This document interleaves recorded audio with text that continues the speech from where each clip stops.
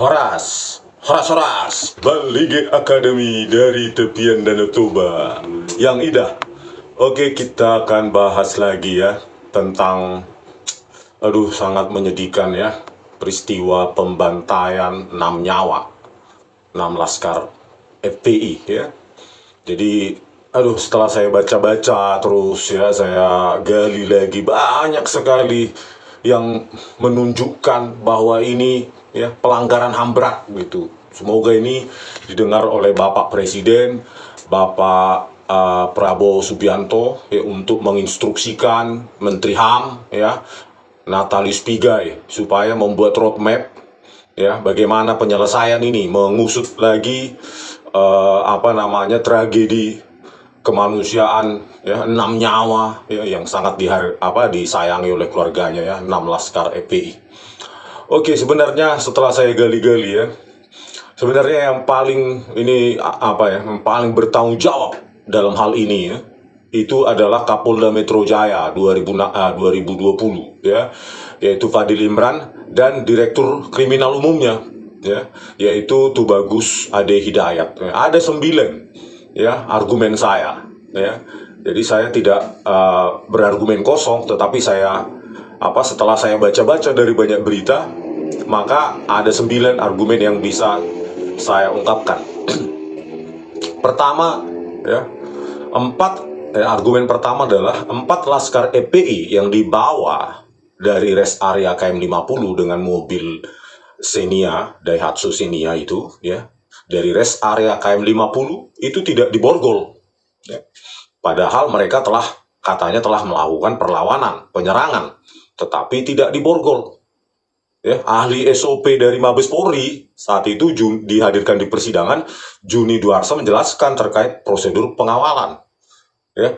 Tangannya itu harus diborgol katanya, karena mereka katanya melakukan perlawanan. Nah, inilah bayangkan, harusnya kalau tidak membawa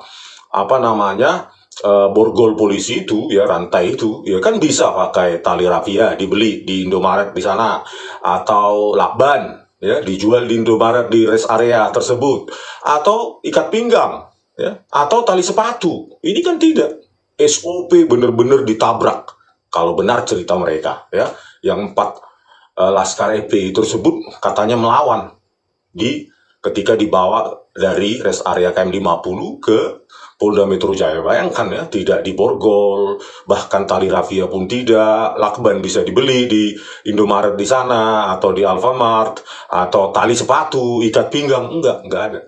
Ya, itulah ya SOP yang menyalahi SOP ini. Harusnya kan yang bertanggung jawab di lingkungan atau di wilayah hukum Polda Metro Jaya, harusnya paling bertanggung jawab adalah Fadil Imran. Ya, saya baca-baca, Fadil Imran ini sebagai Kapolda Metro Jaya tidak ada minta maaf. Ya, tidak ada minta maaf perihal SOP tersebut ya. Kok hak hati nuraninya seperti ini ya. 6 nyawa manusia itu, Fadil Imran. Ini orang jangan sampai jadi Kapolri deh. Sadis, ngeri. Ya. Gak ada rasa maaf gitu ya. Gak ada rasa bertanggung jawab sebagai komandan gitu. Ya menurut mereka ya wajar. Ya, tidak diborgol katanya. Parah ya. Dan yang lebih anehnya lagi ya, tidak diborgol pun ketika dibawa itu Fikri Ramadan ada di jok tengah mobil Xenia Daihatsu itu ya, sebelah kiri ya. Terus katanya pistolnya gitu aja ditaruh di sampingnya, di samping kanannya itu ya. Bayangkan, katanya seperti itu. Padahal yang keempat ini katanya sudah menyerang, melawan. Pistolnya si Fikri Ramadan yang akan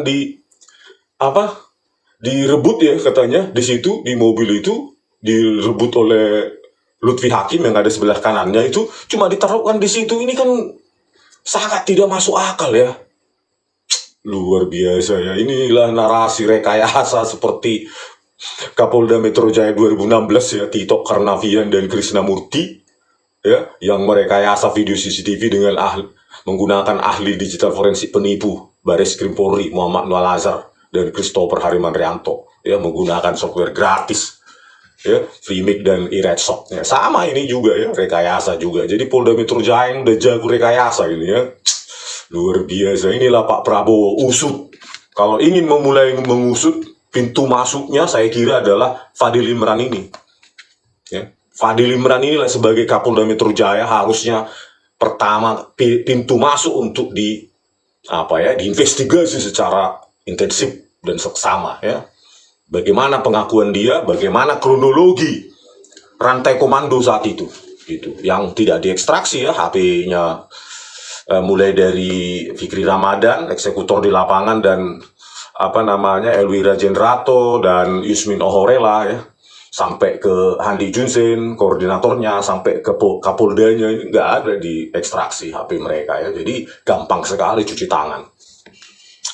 Ya, argumentasi kedua, rest area KM 50 sebagai TKP kunci malah dibongkar pada tahun 2020. Padahal baru saja diresmikan pada 2019.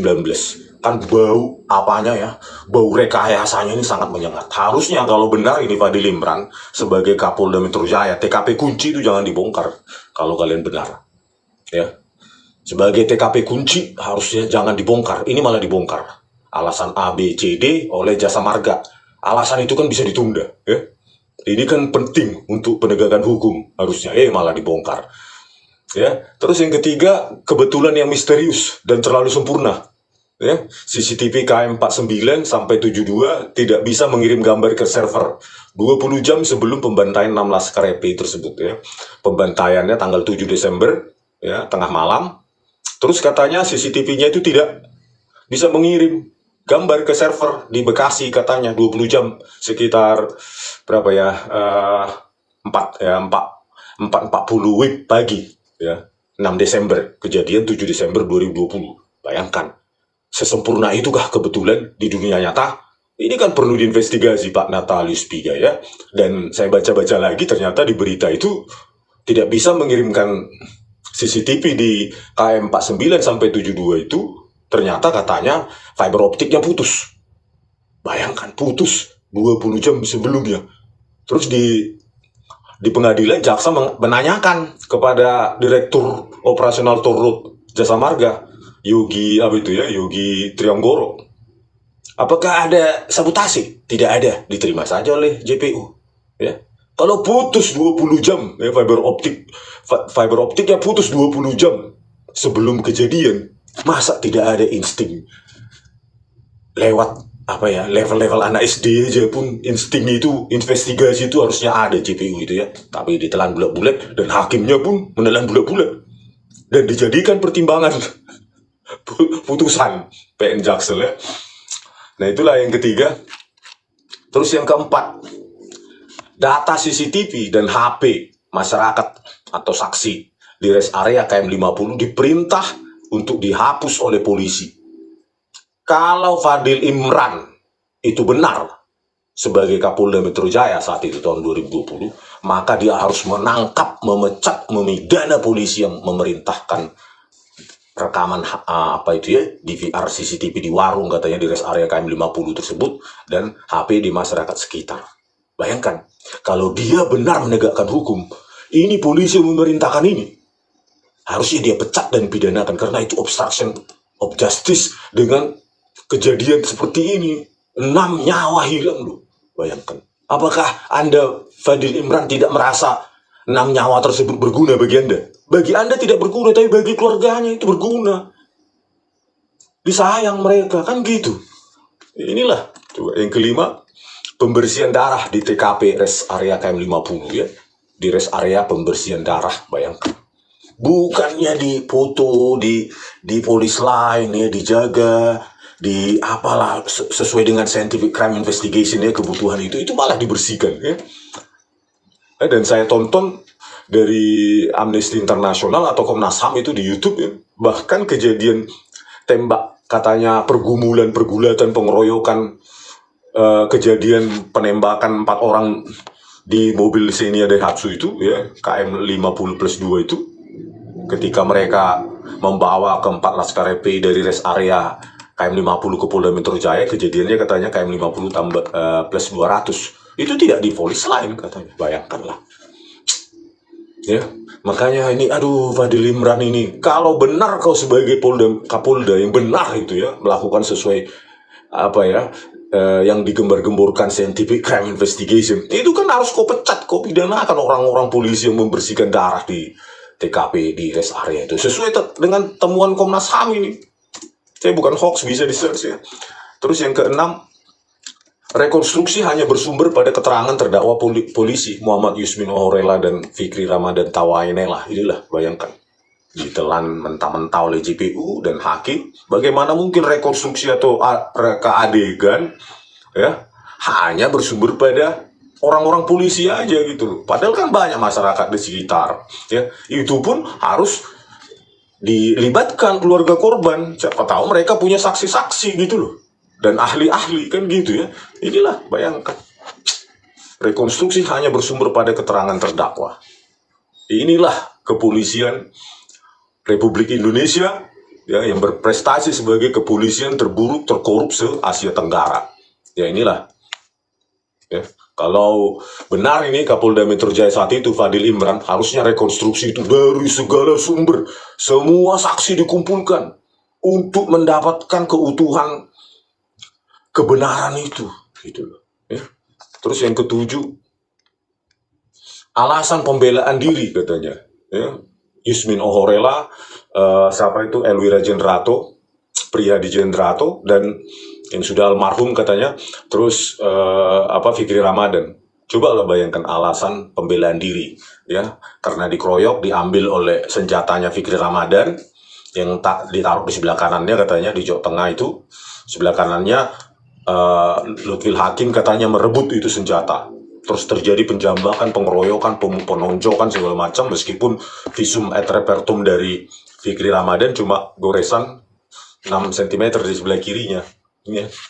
Bayangkan tuh tidak berkesesuaian antara kejadian tadi itu, sequence kejadian tadi itu dengan cuma sebegini ya, visum et repertum.